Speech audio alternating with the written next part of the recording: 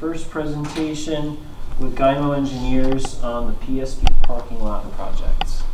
Go ahead, gentlemen.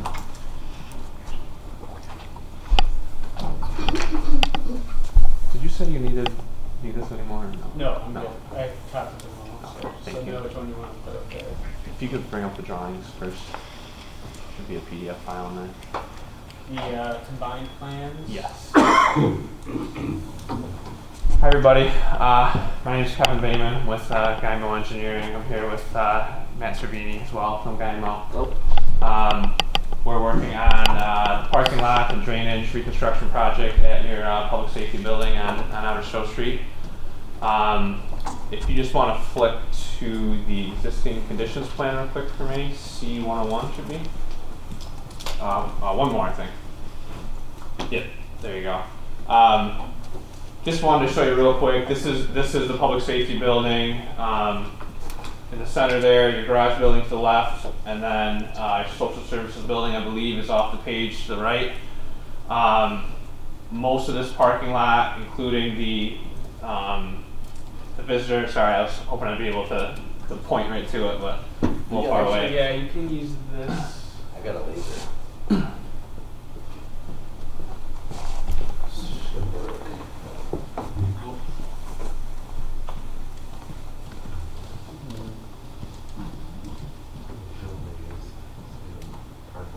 Yeah, sorry, it's not what it should.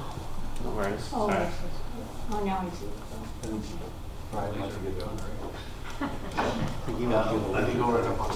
Okay, can I go right up there? Or? Sure. Yeah, you gotta bring in a laser backstory to that. Or you can use the mouse too if that helps. So the main parking lot areas we'll be redoing are the visitor parking lot out in front of the building, the employee parking lot out back, the kind of trailer area, which is gravel, the impound yard, including this little access area to it, and the sally port area. Oh, please. Oh,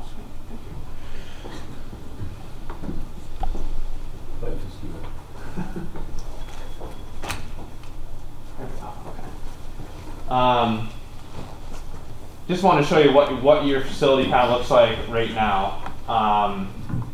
Can you flip over 3 pages to C104?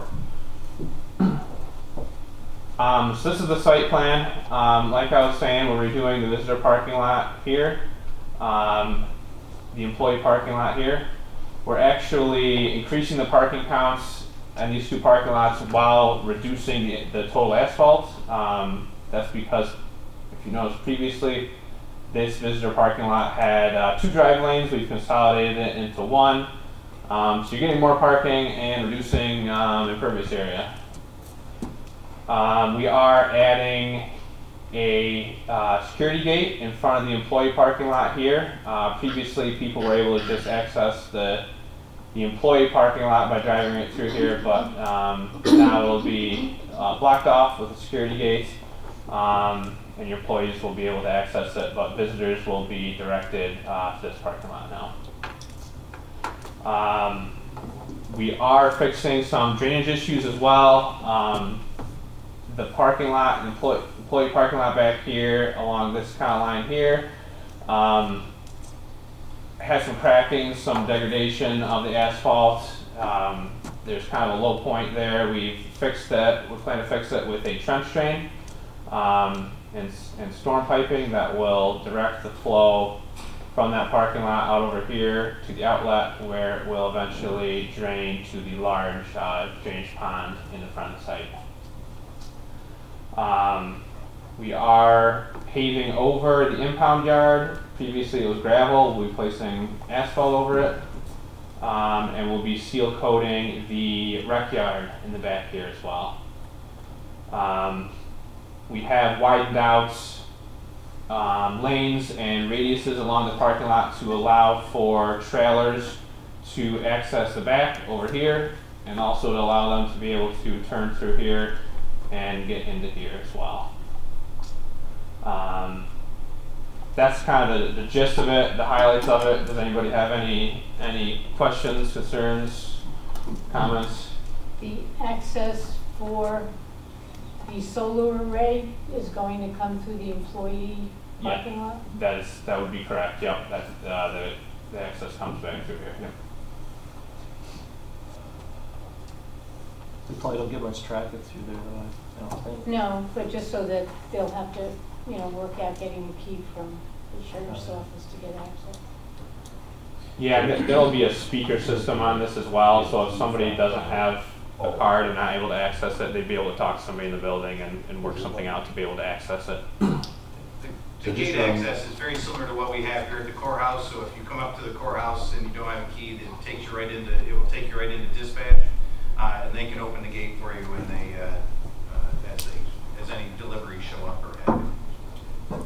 So just a quick reminder of why we, put this on our capital plan a few years ago. This parking lot was original to the building from 1991. At that time, they really didn't make a strong effort to consider storm drainage.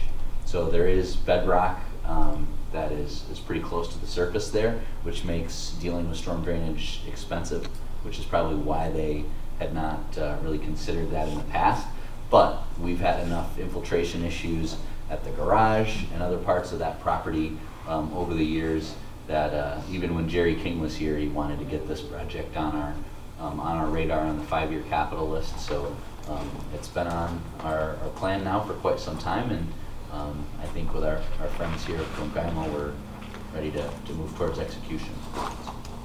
So a couple things actually came to my mind when you commented about the gate in the employee parking lot, and I'm not sure if the GYMO representatives know, but who parks in front of the building right now? All the employees, actually the undersheriff could probably answer that question. Most of the corrections and dispatch employees, but also you have a visitation day and then regular business. And how many employees are in the building at a typical point in time? During nights it's fewer. During the day I think we figured it out to be about 20. It's making me think if the front area is too large, if the employee parking lot is in the back, employees are not parking there. Not all of them are. I will say we expanded both parking lots to create more parking. The visitor parking lot went from 24 to 28 spaces, and the employee lot went from 25 to 30 spaces. Yeah, I'm not questioning that. It just seems like employees are parking in front of the building. So that's the whole purpose, to create the security gate in areas, to basically get all the employees to park out back, completely separate from where the public go to, because they have taken a lot of, over the years, they park in the same spot that that the visitors and the public go to, and to avoid any disruption. So that makes sense, but then that visitor parking lot is more than needed.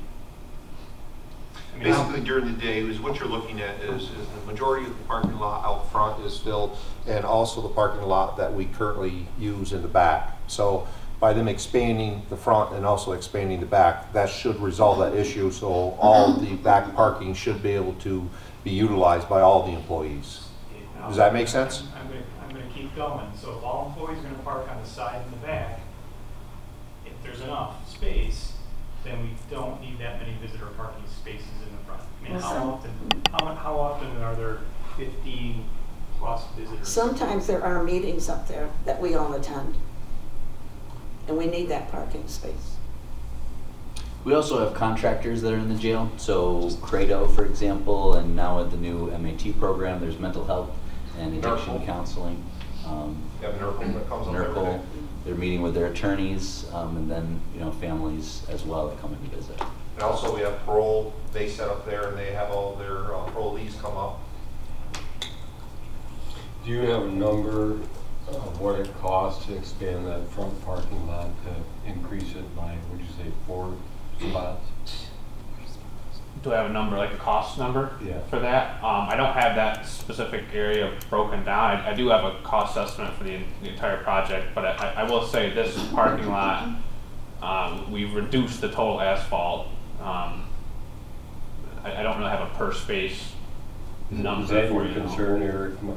I wasn't thinking so much about cost. It just makes me wonder if we should be reconfiguring to some extent.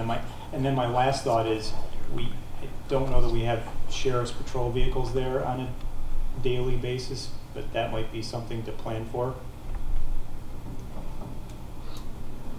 And are there enough spaces on the left and back for all employees and all sheriff's patrol vehicles?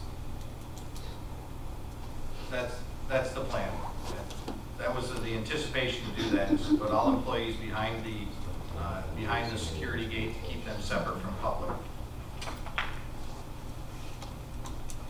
Thank you.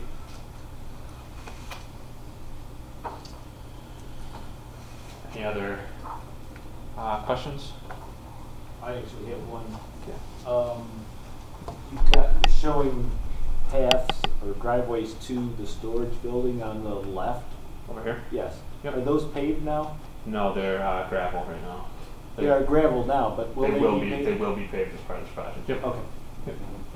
Then there's the concrete pad, I don't know if you pointed that out. Yes. The trailers there, and then resurfacing, another kind of add-on that we tacked on was resurfacing the yard, the inmate recreation yard right there. I was over at the jail today and poked my head out with Matt, and it's just asphalt like a driveway, but it's clear it hasn't been addressed or resurfaced, and probably since 1991 when it was built. So it's not a huge add-on, but take care of some of those things while we got the jail, while we got people on site that can do it. So.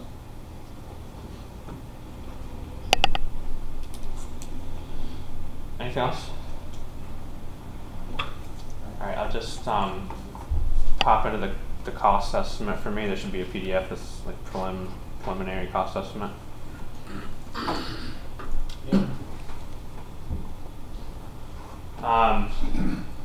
So this is our probable cost estimate. Again, it's just an estimate, but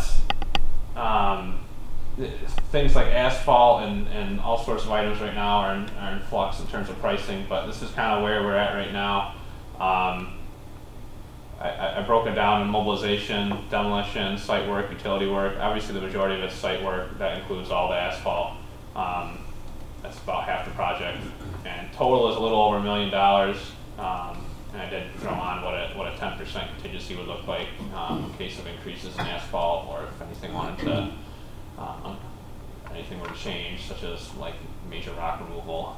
Ryan mentioned there's a lot of rock on the site, so yeah, a little over $1 million, little over 1.1 with the contingency. We put $1 million in the budget for this project. Is what we planned last August when we were doing the budget. It's a good estimate, right? We tried. 10% too small, obviously. Anybody have any questions there? Well, lastly, I'll just talk real quick about schedule. This is basically a 95% set is what we kind of went through today with you guys. Our plan is to advertise for bids first week of May, which is in 2 weeks. Open the bids towards the end of May. Give them at least 3 weeks to get bids together, and that will hopefully line up with your meeting in June, first Tuesday of the month, I believe. Am I correct? June 6th, I have. That would allow you guys to vote on the awarding of the project at that meeting. Typically then I usually give contractors a month to get insurances and bonds together, so the contract could be signed, voted on to be signed at your July meeting. I have July 5th, I'm not sure. July 4th was the Tuesday, first Tuesday of that month. I assume you wouldn't have a meeting on that day. So I put July 5th for that one. Let me know if a different day on that for that. But I have the beginning construction towards the end of July and finishing up towards the beginning of October. It shouldn't take more than a month or two for them to finish this up. And final restoration of the grass and stuff in the spring. Does anybody have any questions, concerns about that? Okay, that's Matt or Jason, do you guys have any questions or things to add? I don't think so. I think that we worked with the undersheriff and the sheriff together to come up with a plan. I think we've got a fairly, we addressed all their needs and from the past, and hopefully take this into the future for a long time. And the parking lot will hold up very well. We're getting rid of the drainage issues and maintain.